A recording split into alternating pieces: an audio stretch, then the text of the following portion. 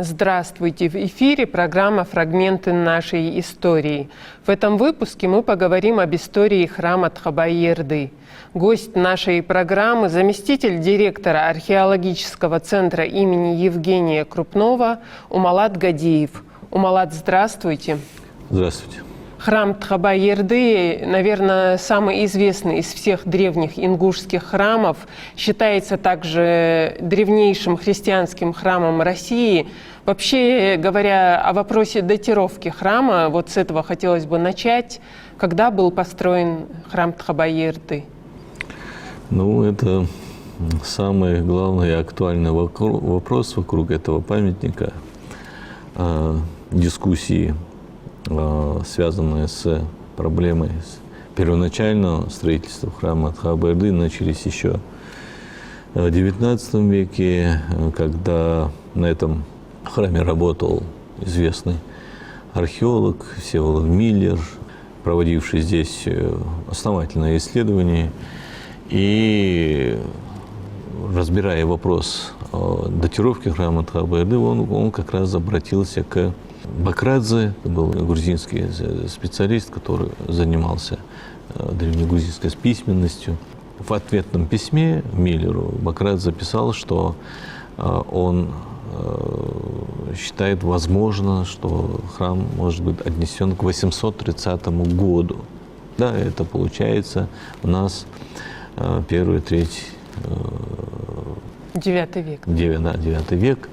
Но он писал, правда говоря, об этом не совсем уверенно. Он говорит, что вот он, побывав в ущелье Асы, изучал этот храм, но не слезая с лошади, он фиксировал древнегрузинские надписи вот как раз на западном фасаде в поле декоративной арки, которую мы видим здесь на этом фасаде, и говорил о том, что это не окончательное такое вот утверждение, что он, возможно, и не прав. В общем, и вот, в любом случае, эта дата, 830 год, 9 век, она закрепилась, вот, и сейчас в учетной документации, в паспорте памятника указан 9 век. Но я должен сказать о том, что есть и другие суждения насчет времени первоначального строительства этого храма. Предлагаются разные варианты. Вот. Есть версии, что здесь храм можно датировать и X веком, и XI, и XII, и даже XIV. Парадоксально, но факт, можно сказать о том, что в вопросе хронологии этого храма ученые относятся по-разному, и вот этот диапазон плавает в пределах, можно сказать, даже 700 лет. По сведениям, которые не только на просторах интернета, вообще в источниках многих, предположение, что даже VII веком датируется вообще храм. Угу. Вообще есть основания у этих предположений, что еще более ранний срок строительства храма? Косвенно на это указывают некоторые архитектурные детали на этом храме. Вот. И, честно говоря, я сам скрупулезно изучал этот вопрос и пытался найти для себя ответы. И здесь, в частности, обнаруженный на территории этого храма и в процессе раскопа, в том числе, да, мною обнаружено, да, с моей командой. И до меня тот же Чубинашвили обращал внимание, и другие исследователи, на карнизы в виде плиты с глубокими подковообразными арочками. Да, вот такими вот. Мотивы этих арок, да, на этой карнизной плите находят аналогии на памятниках Южного Кавказа периода, начиная с 5-7 веков. Но наиболее близкие, это такие, как, допустим, Джвари или Мецхетский Джвари, да, в Грузии. Я сам бывал на этом храме, специально изучал этот храм на предмет соответствия некоторых деталей этого храма с храмом Тхабайерды. И вот как раз именно на этом храме я сам лично наблюдал вот эти карнизы в виде подковообразных таких вот углублений. Ну и не только на Мцхетском джуаре, но и на других памятниках Южного Кавказа, в Грузии, Армении в большом числе обнаруживаются именно такие вот карнизы с таким вот декоративным мотивом.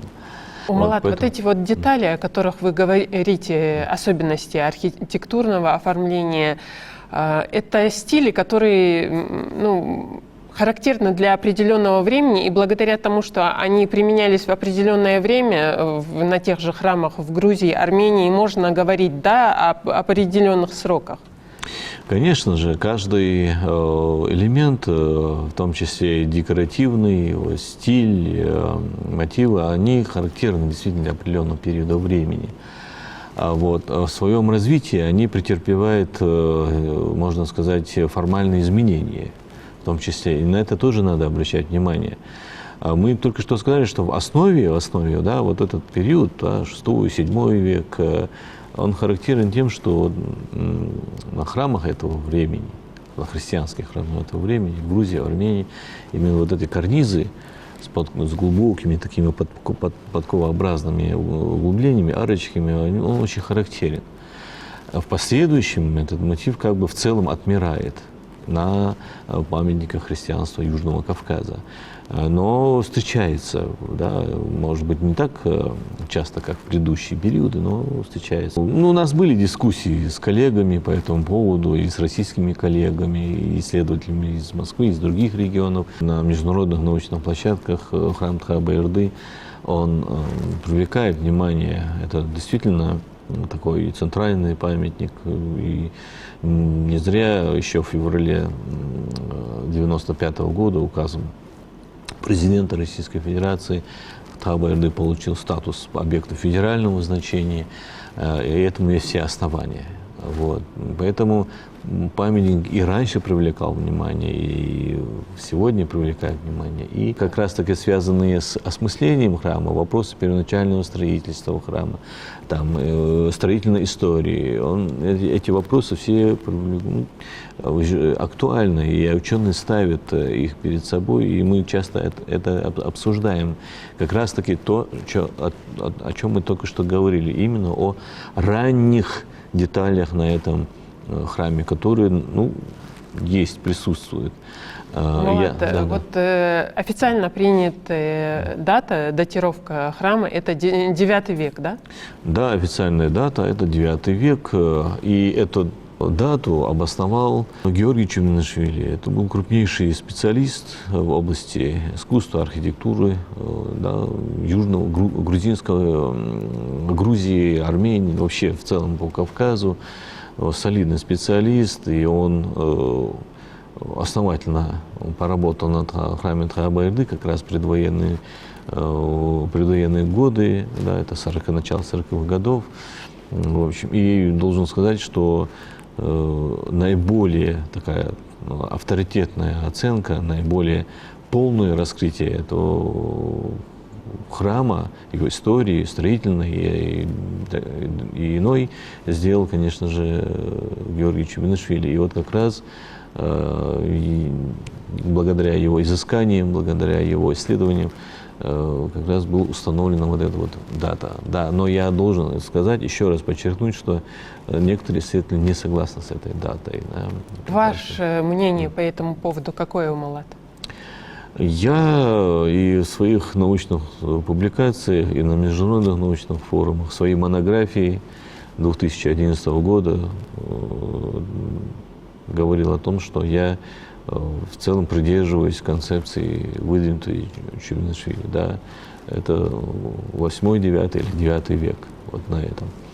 Вот. Ну, конечно же, на этом памятнике есть и позднейшие слои, мы должны об этом говорить. Есть позднейшие слои, и они видны по планировочной структуре, они видны в декоративном слое, скульптурной композиции и так далее, потому что храм, он очень богато украшен, он вообще очень представительный, репрезентативный и на высоком художественном уровне выполнены все там орнаментальные мотивы на этом памятнике и скульптурные композиции достаточно богато. Вот как раз таки, Умалат, в архитектурном плане, что представляет из себя храм Тхабаерды? Вообще, какой стиль здесь использовали, когда возводили, в каком стиле архитектурном он исполнен? И параметры, конечно, особенности, вот об этом хотелось бы поговорить. Ну, сегодня, в настоящее время, здесь мы видим один зал, да, одна церковь.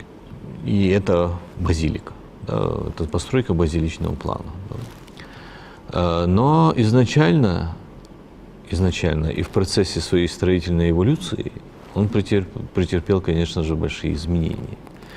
Вот. И в процессе наших археологических раскопок, которые мы производили в 2008, 2009, 2010 веке, в общем, и в сопоставлении с иными данными позволили считать, что первоначально здесь была постройка меньшего плана, меньших размеров, чем ныне, и с небольшим коротким таким вот пределом севера.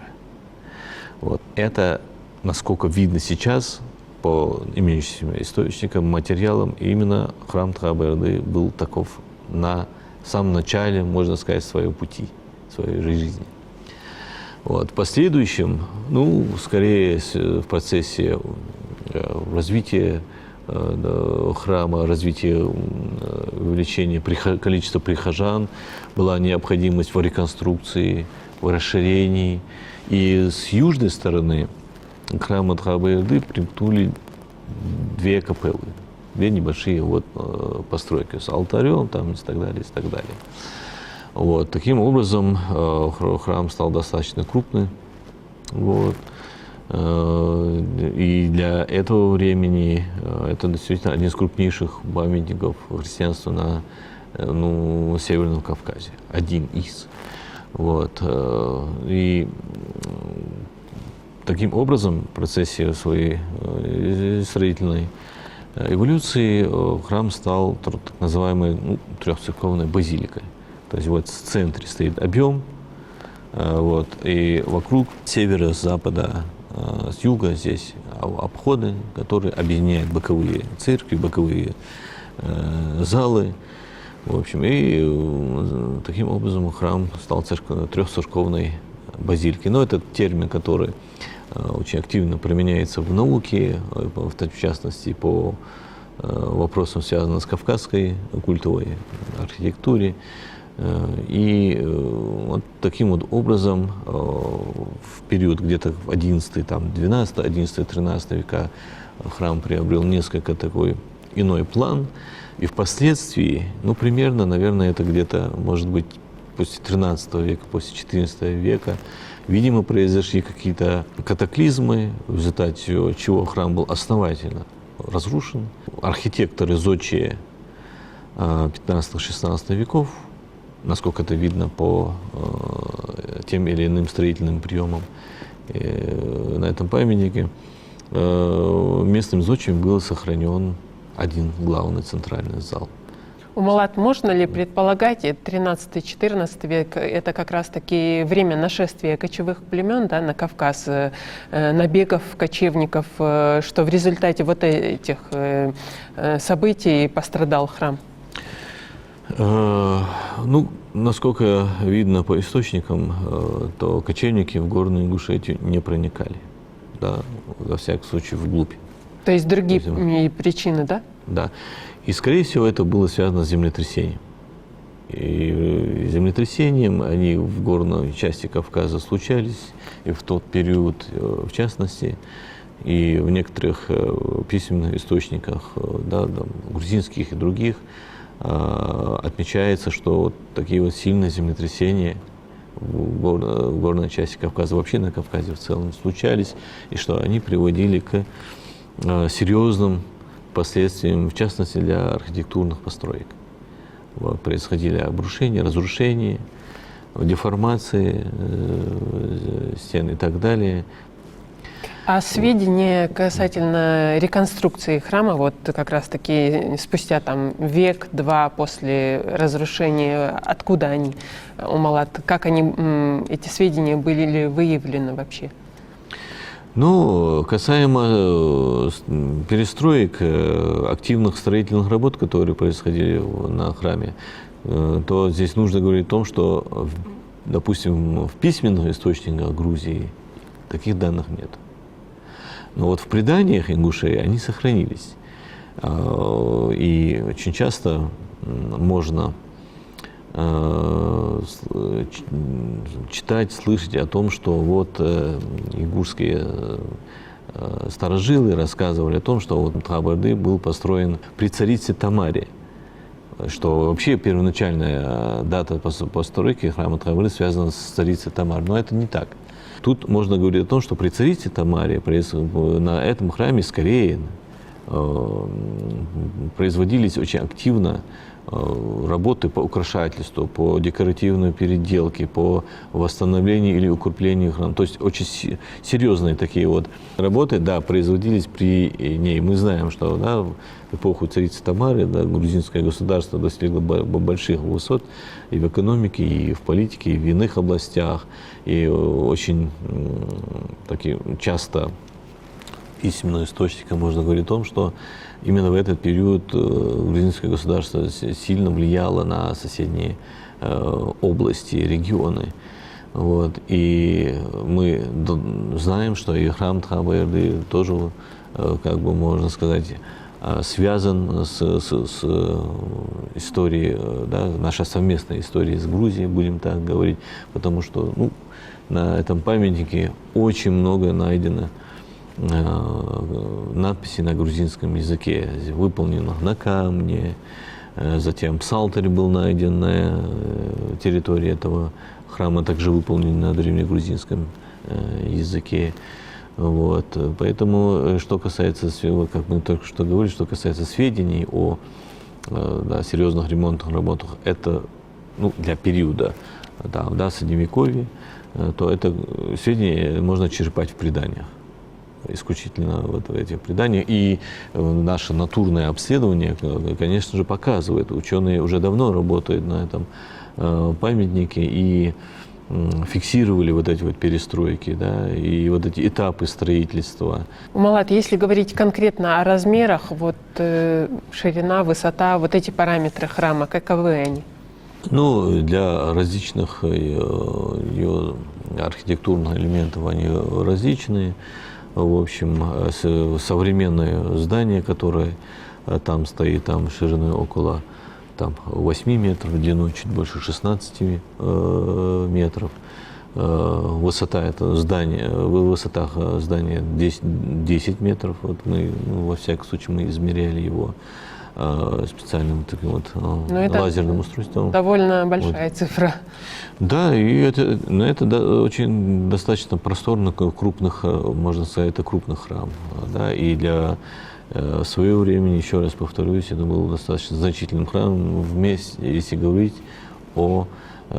также о пристройках, которые были с разных сторон вокруг этого храма.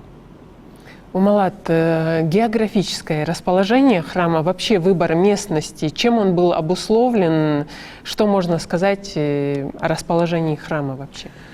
Ну, храм Тхаб-Эрды расположен около селения Хайра, междуречье реки Асы, там Гулайхи, также Нихи, которая протекает около этого, недалеко от этого храма.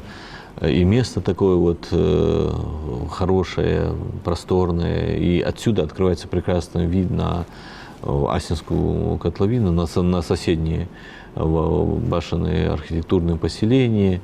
И, скорее всего, храм возник там, где было святое место у ингушей, да, святое сакральное, культовое место. Скорее всего, вот на этой территории и возник вот этот храм, потому что любые такие вот святые места, они проходят сквозь века через сознание людей, и место это оставалось святым, и даже после принятия ислама и ингушами, и к храму Тхаба-Эрды относились очень так, можно сказать, с пиететом, с глубоким уважением.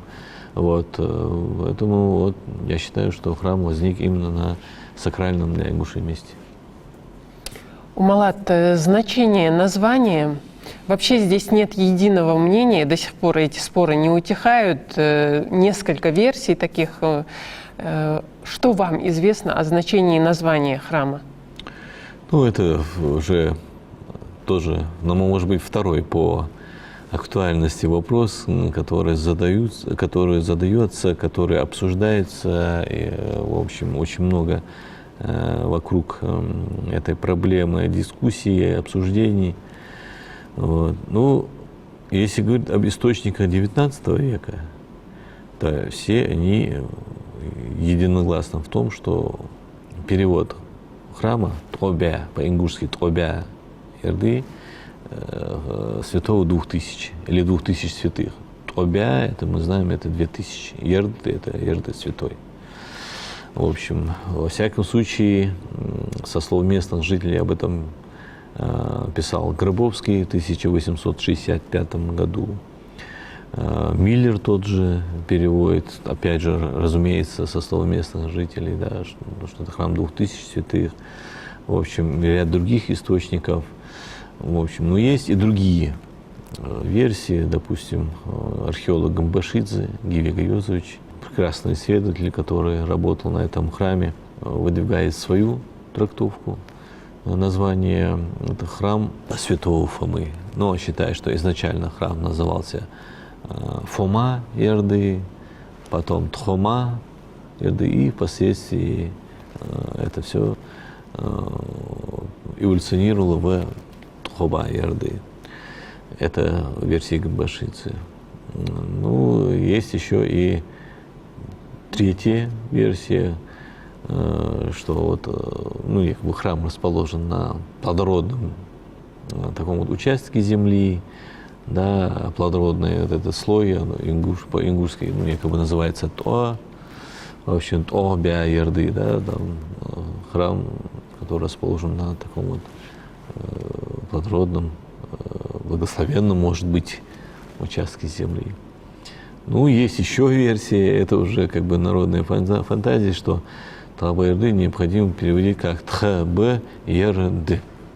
Ну, это наша религия. Ну, это, мне кажется, самая такая вот ошибочная из всех этих версий, потому что, во-первых, ее название не Тхаба-Ерды, как это по-русски Тхаба-Ерды, а Тобя-Ерды. Поэтому следует обращать внимание именно и на этот момент. Вот. Ну, вот такие вот различные существуют трактовки. Конечно же, возможно, мы имеем дело с синтезом, может быть, как раз-таки религиозных убеждений, да, связанных с христианством, там, с язычеством, потому что да, Ерда, это, как мы знаем, это термин более характерен для памятника языческого культа, языческой культуры. В общем, ну, должен сказать, что исчерпывающие какие-то исследования по этому поводу не проводились. И вот, хотя такие вот трактовки, мысли относительно этимологии, относительно названия, содержания названия были и есть.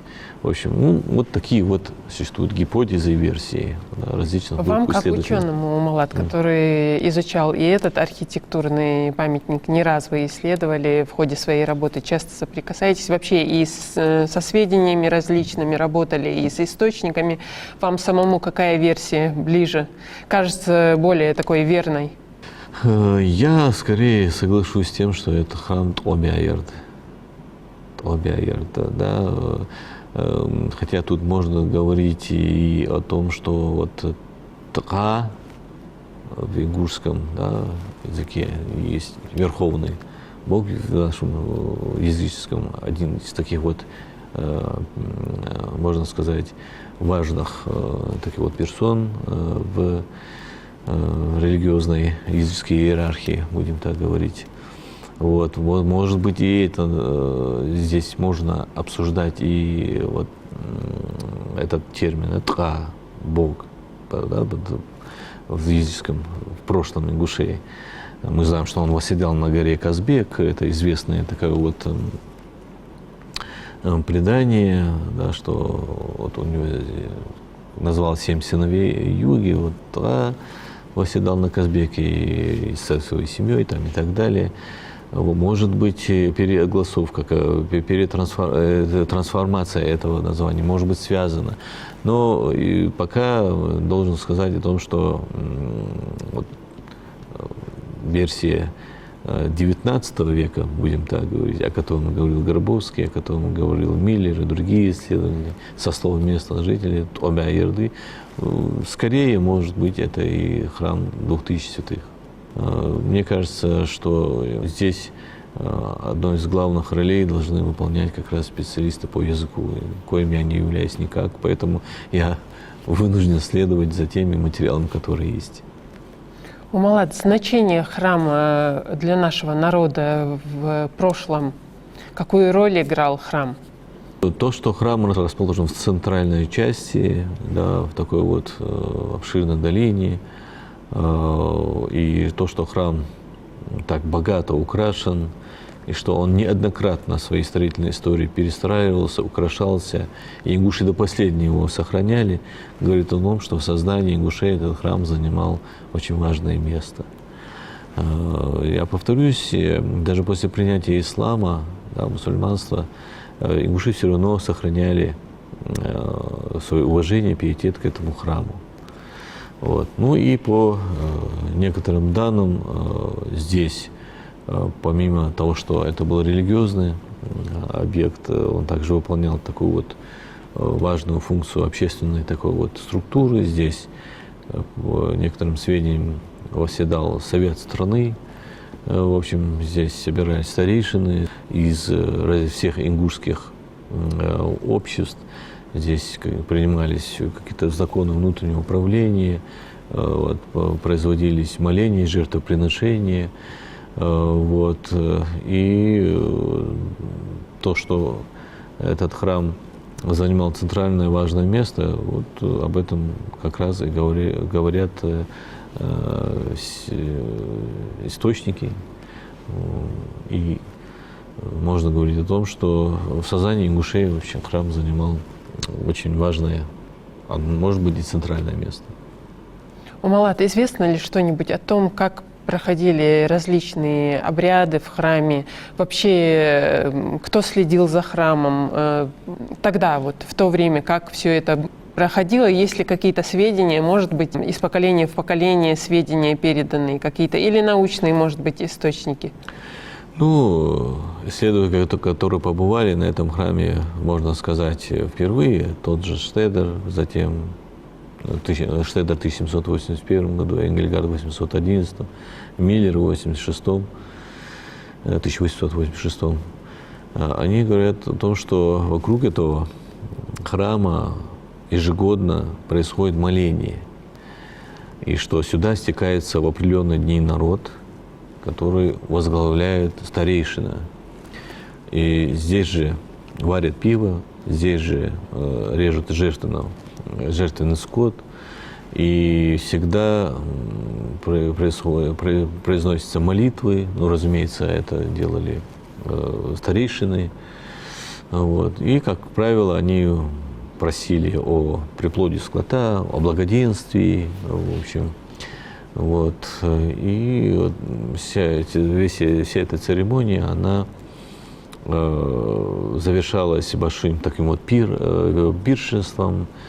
В общем, ну, вот такие вот празднества действительно совершались на этом храме.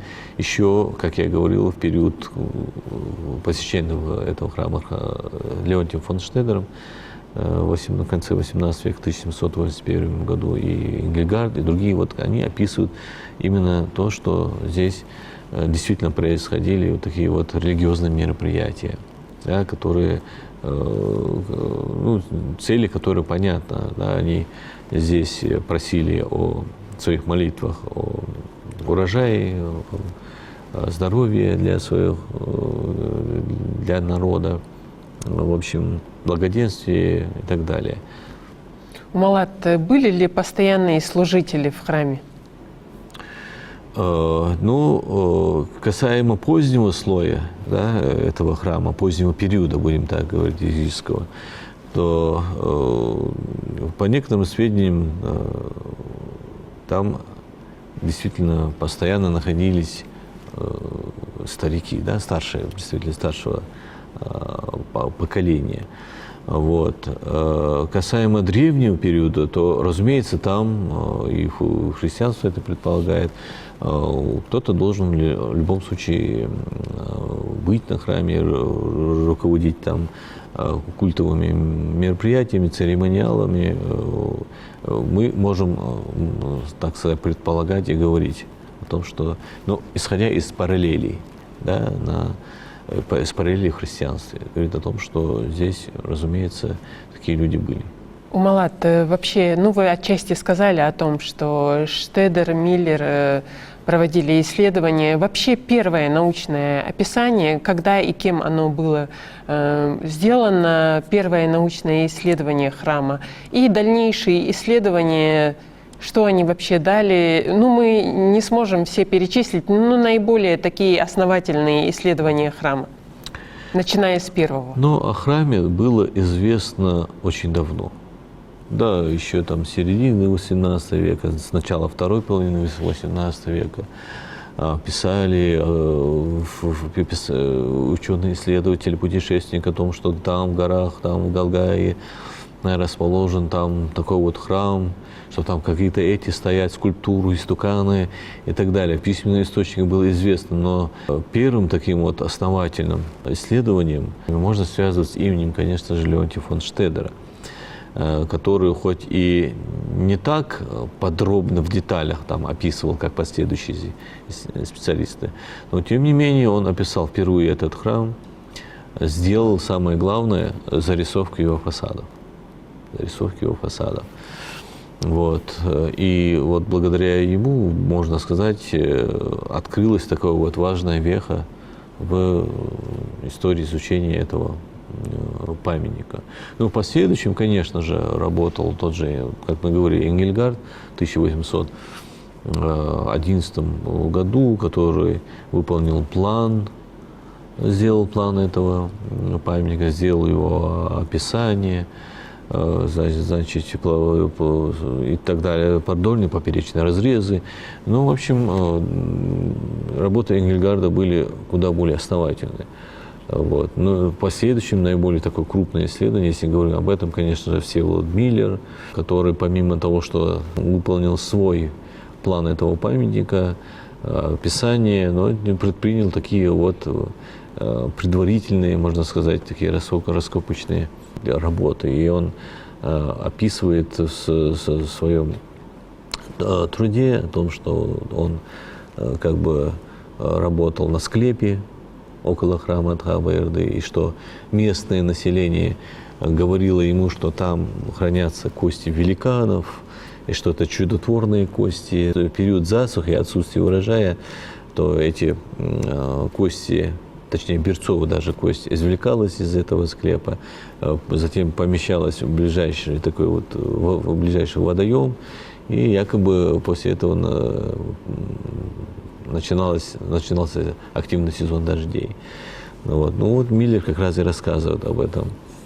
В общем, интересно, что по этим сведениям каждое помещение в Тхаба-Эрды разделенные арками. Да. Там 3 арки членят пространство храма на 4 таких вот отсека, 4 сектора. И вот он пишет о том, что каждый сектор, он использовался определенными селениями для исполнения своих церемониалов. да, что я в первом отсеке отправляли культы Евлоевы, во втором там Эгихой, в третьем там Хамхой, в четвертом Таргимхой. Вот так вот он описывает, что такой вот отдельные как бы отсеки, и в них исполнялись такие вот обряды. Да, вот такое разделение по фамилиям. Да, такое вот условное разделение, это вообще, конечно, интересный, любопытный такой вот факт, который можно черпнуть из сведений, да, того же Миллера. Оно как-то объясняется у Малат, вот это разделение по фамилиям? Ну, вообще есть сведения о том, что там такими главными руководителями культовых религиозных действий были Евлоевы, да, по некоторым данным. Вот. И остальное то, что вот и хамхинцы, и кальцы, и Хамхой, представители из хамхоевской фамилии исполняли свои церемонии. Конечно, это любопытный факт. Возможно, что во всяком случае на позднем этапе, мы говорим же о позднем этапе, как говорится, ее строительной истории, да, это 18-19 даже век, то в этот период он использовался таким вот образом. Как использовался он раньше, ну, об этом можно только догадываться, да. Почему? Потому что таких вот исчерпывающих данных у нас нет именно по этому поводу. Но вот на позднем этапе своего функционирования он использовался вот так. У Малат вопрос религиозной принадлежности храма, он не утих, что называется, до сих пор, несмотря на обилие характерных находок, характерных для христианства, несмотря на обилие архитектурных элементов, которые подчеркивают как раз-таки принадлежность храма к христианству. Вот ваше мнение как археолога, ученого на этот счет? Ну, я знаком с версиями относительно религиозной трактовки этого храма, его назначения, да, принадлежности. Честно говоря, удивляюсь тому, почему не виден вот этот вот слой, связанный с христианством. Для этого не нужно быть там крупнейшим ученым или же специалистом, который занимается исследованием подобных памятников там десятки лет. Бегло даже первоначальный осмотр, первоначальный анализ этого памятника показывает, что здесь, конечно же, изначально мы имеем дело с памятником христианской культуры. Другое дело, что в процессе своей строительной истории памятник этот претерпевал некоторые изменения. С упадком христианства, который, очевидно, произошел скорее в XIII-XIV веке, вот. Возможно, кстати говоря, и в связи с монголо-татарским нашествием на Южный Кавказ, и с ослаблением таких вот культурно-исторических религиозных связей между Ингушетией и Грузией. Вот как раз и этот период, скорее всего, и произошел упадок христианства. Но глухие отголоски этой религии сохранялись именно на этом памятники. И, кстати, об этом пишет Штедер, что здесь, Штедер и другие исследователи, они пишут о том, что здесь люди собираются именно на праздник, христианский праздник, на Красную Горку, в общем, и то, что люди ставили свечи, зажженные над Хаба-Эрды, и что все собравшиеся, да, молились, снимая шапки, да, это как бы связывается все-таки с христианской культурой. Вот, да, ну и скульптурные композиции на восточном, на западном фасаде, в общем, и найден здесь псалтырь, выполненный на древнегрузинском языке, перевод надписей, сделанных на каменных вот этих вот плитах, да, которые переведены уже давным-давно, еще в XIX веке. Затем в XX веке активно этими вопросами чтения и перевода надписей занимались различные исследования, Шанидзе, там, Гамбашидзе. Вот. И перевод этих надписей не оставляет сомнений в том, что это памятник связан с христианством, потому что там неоднократно упоминается молитва. Например, да, Христе, прости прегрешение Арсения, или же Христе, помилуй там определенное какое-то лицо, там, да, помяни епископа там, Георгия, там, и так далее, и так далее. То есть все вот эти фразы из христианских молитв там присутствуют именно на каменных плитах. Вот. И поэтому однозначно это изначально памятник, связанный с христианством. В последующем, конечно же, я еще раз говорю, повторяюсь, с упадком христианства здесь произошел такой вот синтез между христианством и язычеством. И действительно, языческие какие-то там элементы, они сохраняются. Вот тот же Штедер говорил о том, что люди приходят в этот храм, там охотники оставляют стрелы, там другие оставляют, допустим, кости жертвенных животных, там, и так далее, и так далее. То есть мы видим то, что явно здесь наблюдается такой вот синтез. Поэтому мы должны различать, как говорится, изначальную историю, начало зарождения, последующее развитие и финал вот, в жизни этого памятника. Умалат, состояние храма Тхабай-Ерды сегодня, мы знаем, что в современный период была проведена и реконструкция, и даже выпущена монета с изображением храма. Вообще очень пристальное внимание уделяется уже сегодня и храму Тхабай-Ерды, и другим архитектурным памятникам нашим ингушским. Вот сегодня, что бы вы сказали относительно состояния храма? Ну, храм официально признан аварийным, вот, и под это есть основания. К сожалению, особенно южная стена этого памятника находится в таком вот сложном состоянии. Там, то есть требуется такая кардинальная, основательная реконструкция, да?